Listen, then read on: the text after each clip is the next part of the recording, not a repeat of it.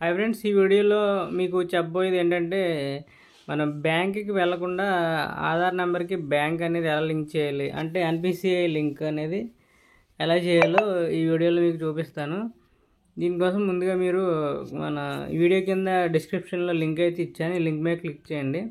ఆ లింక్ మీద క్లిక్ చేస్తే మీకు ఈ విధంగా ఓపెన్ అవుతుంది. ఈ విధంగా ఓపెన్ అయిన తర్వాత ఇక్కడ మనకి ఫస్ట్ ఆప్షన్ కన్జ్యూమర్ అని ఉంది కదా, ఈ కన్జ్యూమర్ మీద క్లిక్ చేయండి.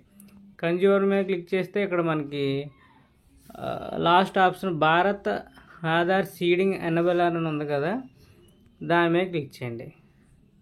దాని మీద క్లిక్ చేస్తే సర్వర్ ప్రాబ్లంతో కొన్నిసార్లు ఇలా చూపిస్తుంది. మీరు రీఫ్రెష్ చేస్తూ ఉంటే మనకి ఈ విధంగా చూపిస్తుంది.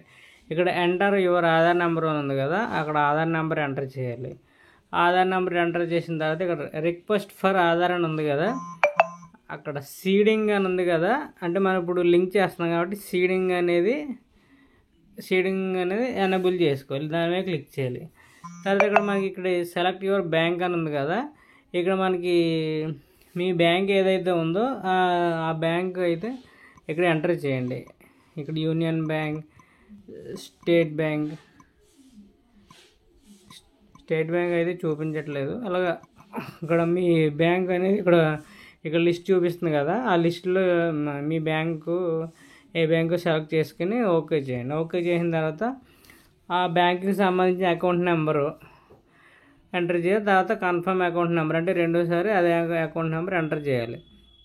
ఎంటర్ చేసిన తర్వాత ఇక్కడ టర్మ్స్ అండ్ కండిషన్స్ మీద ఇక్కడ టిక్ చేయాలి, అంటే ఓకే చేయాలి. మనకి టర్మ్స్ అండ్ కండిషన్స్ అన్నీ చదువుకొని ఇక్కడ దాని మీద టిక్ చేయాలి. టిక్ చేసిన తర్వాత ఇక్కడ మనకి లాస్ట్లో క్యాప్చా ఉంది కదా, ఈ క్యాప్చా ఎంటర్ చేసి ప్రొసీడ్ చేస్తే ఈ మన రిక్వెస్ట్ అనేది పైకి వెళ్తుంది. వాళ్ళు 24 గంటల్లో ఎనేబుల్ చేస్తారు, అంటే మన బ్యాంక్కి ఆధార్కి లింక్ చేస్తారు 24 గంటల్లో.